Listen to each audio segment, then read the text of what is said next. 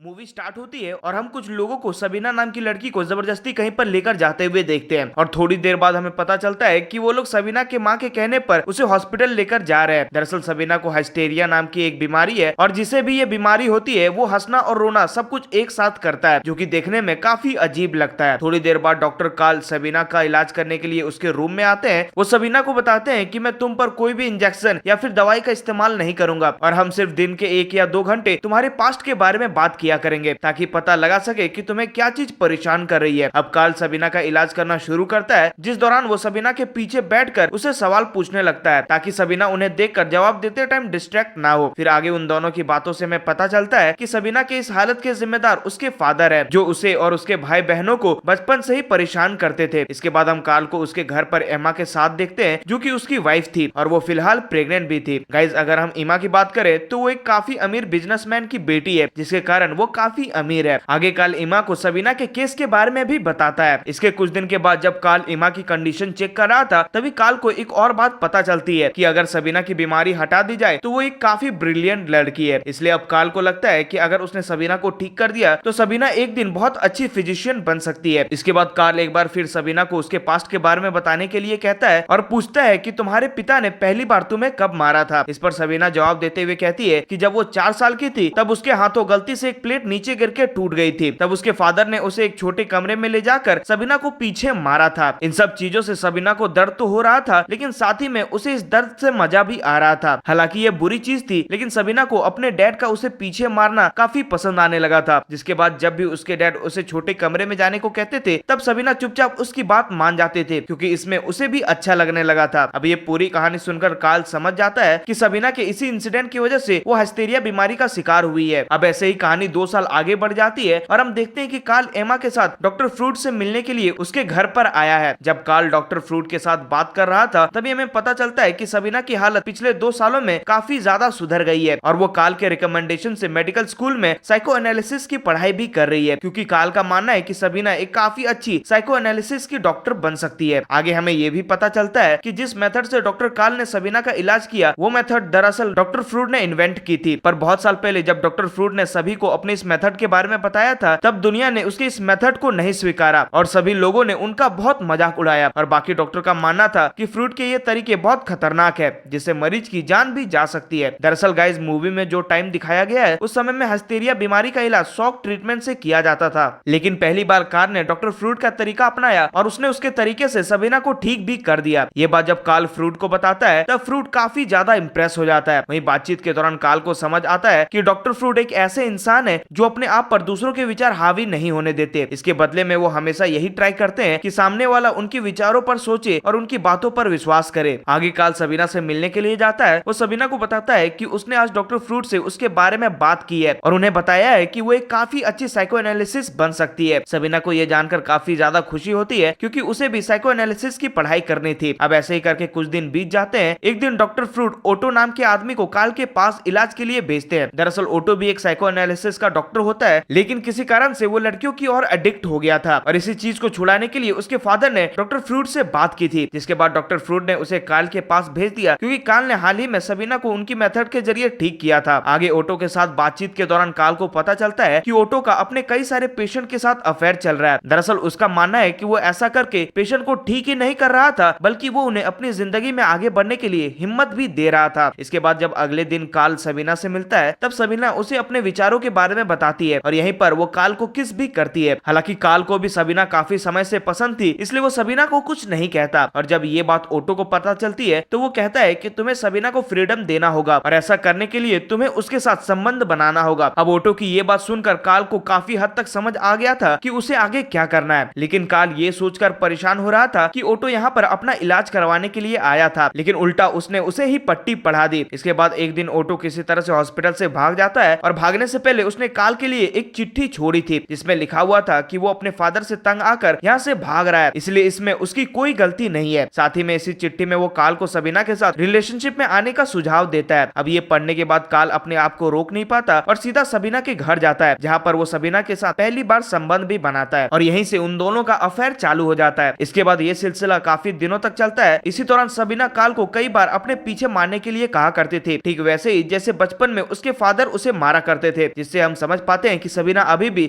उस चीज को पूरी तरह से भुला नहीं पाई है। ये सब करने के दौरान कार्ल डॉक्टर फ्रूड से भी मिला करता था और उन्हें सबीना के रिपोर्ट के बारे में बताता था, लेकिन अभी तक उसने अपने और सबीना के रिश्ते के बारे में डॉक्टर फ्रूड को नहीं बताया था। फिर उन दोनों की बातों से हमें एक और बात पता चलती है कि कार्ल हमेशा से साइको एनालिसिस नहीं करना चाहता था। उसे दरअसल पैरानॉर्मल एक्टिविटीज में स्टडी करनी थी, लेकिन डॉक्टर फ्रूड उसे साफ साफ मना कर देते हैं और इसी के कारण दोनों के बीच दूरियां बढ़ने लगती है। इसके कुछ दिनों के बाद डॉक्टर फ्रूड कार्ल से मिलने के लिए आते हैं। वो कार्ल से सिटी में फैल रही अफवाहों के बारे में पूछते हैं कि कोई लड़की सभी को लेटर्स भेज रही है कि कार्ल का किसी और लड़की के साथ अफेयर चल रहा है। अब ये सुन कार्ल साफ मना कर देता है और कहता है कि उसका किसी के साथ अफेयर नहीं चल रहा है और ये सब बस अफवाहें हैं। अब ये सुनने के बाद कार्ल डर जाता है कि अगर सच में किसी को उसके और सबीना के रिलेशन के बारे में पता चल गया तो उसकी रेपुटेशन खराब हो जाएगी, इसलिए वो सबीना से मिलकर उससे ब्रेकअप कर लेता है। अब ब्रेकअप से सबीना को सदमा लगता है और वो फिर से हिस्टेरिया बीमारी की पेशेंट की तरह बर्ताव करने लगती है। और जब कार्ल घर आता है तब उसे पता चलता है कि एमा को भी सिटी में चल रही लेटर्स के बारे में पता चल गया है, जिसके कारण एमा को लगने लगा है कि कार्ल का किसी के साथ अफेयर चल रहा है, इसलिए उन दोनों के बीच बातचीत कुछ दिनों के लिए बंद हो जाती है। इसके अगले दिन सबीना सीधे कार्ल के ऑफिस में आ जाती है और उन दोनों की बातों से हमें पता चलता है कि लेटर वाली बात सबीना की माँ को भी पता चल गई थी, इसलिए उन्होंने कार्ल से इसके बारे में पूछा था, लेकिन कार्ल ने मना कर दिया था कि सबीना अब उसकी पेशेंट नहीं है और वो उसे काफी समय से नहीं मिला है। अब ये सुन सबीना को काफी बुरा लगता है, क्योंकि एक तो कार्ल ने उसे छोड़ा और ऊपर से वो सभी को झूठ बोल रहा है, इसलिए वो वहाँ से चली जाती है। अब सबीना को अपनी साइको एनालिसिस की पढ़ाई पूरी करने के लिए किसी न किसी की गाइडेंस की जरूरत थी, इसलिए वो डॉक्टर फ्रूड को लेटर लिखकर उनसे हेल्प के लिए रिक्वेस्ट करती है। साथ ही में उस लेटर में अपने और कार्ल के रिलेशनशिप के बारे में भी लिखती है। फिर जब डॉक्टर फ्रूड को इसके बारे में पता चलता है तब वो तुरंत कार्ल को एक लेटर लिखकर उनसे पूछते हैं कि क्या उसका सबीना के साथ अफेयर चल रहा था, लेकिन कार्ल जवाब देते हुए लेटर में बताता है कि सबीना बस उसकी पेशेंट थी और इसके आगे उनके बीच कभी भी कुछ नहीं हुआ। अब इस लेटर को पढ़कर डॉक्टर फ्रूड कार्ल पर यकीन कर लेते हैं, इसलिए वो सबीना को लेटर लिखकर उसे बताते हैं कि तुमने मुझसे अपने और कार्ल के रिलेशनशिप के बारे में झूठ बोला, इसलिए मैं तुम्हारी कोई भी मदद नहीं करूंगा। डॉक्टर फ्रूड के ये लेटर पढ़ने के बाद सबीना को काफी ज्यादा बुरा लगता है और वो रोने लगती है। फिर वो सीधा कार्ल के पास आती है जो ये शहर छोड़कर अपनी वाइफ के साथ दूसरी जगह रहने जा रहा था। यहाँ पर सबीना कार्ल से डॉक्टर फ्रूड को उनकी भी जो कुछ भी हुआ वो सब सच सच बताने के लिए कहती है, क्योंकि अगर कार्ल ने डॉक्टर फ्रूड को सच्चाई नहीं बताई तो वो उसकी हेल्प नहीं करेंगे, जिससे सबीना का करियर भी खत्म हो सकता है। अब सबीना के काफी कहने पर कार्ल डॉक्टर फ्रूड को सच्चाई बताने के लिए तैयार हो जाता है और फिर वो डॉक्टर फ्रूड को लेटर लिखकर उन्हें बताता है कि सबीना ने उनसे झूठ नहीं बोला था और वो दोनों सच में रिलेशनशिप में थे। फिर जब डॉक्टर फ्रूड वो लेटर पढ़ते हैं तब वो सबीना से माफी मांगते हैं और उसे अपने पास बुला लेते हैं। इसके बाद कुछ महीने बीत जाते हैं और कार्ल डॉक्टर फ्रूड के साथ अमेरिका मीटिंग करने के लिए जाता है। मीटिंग के दौरान कार्ल डॉक्टर फ्रूड के साथ देने के बजाय उनके खिलाफ काफी सारे पॉइंट्स रखता है, जिससे हम साफ साफ समझ पाते हैं कि उन दोनों के बीच काफी दूरियां आ गई है। जिसके बाद घर आने पर वो दोनों एक दूसरे को एक आखिरी बार लेटर लिखकर गुड बाय बोलते हैं, जिससे हम समझ पाते हैं कि अब वो दोनों एक साथ काम नहीं करने वाले। अब ऐसे ही करके कुछ साल बीत जाते हैं और एक दिन सबीना कार्ल के घर पर आती है और जब वो एमा से बात कर रही थी तब उसे पता चलता है कि सबीना ने एक रशियन से शादी कर ली है और वो फिलहाल प्रेग्नेंट भी है। यहाँ पर एमा सबीना को बताती है कि जब से कार्ल ने डॉक्टर फ्रूड को लेटर लिखना बंद किया है तब से वो डिप्रेशन में चला गया है, इसलिए एमा सबीना को कार्ल से एक बार बात करने के लिए कहती है। आगे जब सबीना कार्ल से बात कर रही थी तभी वो कार्ल को बताती है कि वो प्रेग्नेंट है और उसके पेट में उसी का बच्चा है। ये सुन कार्ल को काफी अच्छा लगता है और वो सबीना को आई लव यू बोलता है। फिर मूवी के आखिर में हम सबीना को जाते हुए देखते हैं, जिस दौरान वो काफी रो रही थी और इसी के साथ हमारी मूवी यहीं पर एंड हो जाती है। गाइस, मैं आपको बता दूं कि ये कहानी एक सच्ची घटना पर आधारित है और मूवी के अंत में हमें पता चलता है कि डॉक्टर फ्रूड जिन्होंने हिस्टेरिया बीमारी का इलाज निकाला था उनकी कुछ साल बाद हार्ट अटैक से मौत हो जाती है और कार्ल ने कुछ सालों के बाद साइको एनालिसिस पर प्रॉपर रिसर्च करके कई सारे बीमारियों का इलाज निकाला।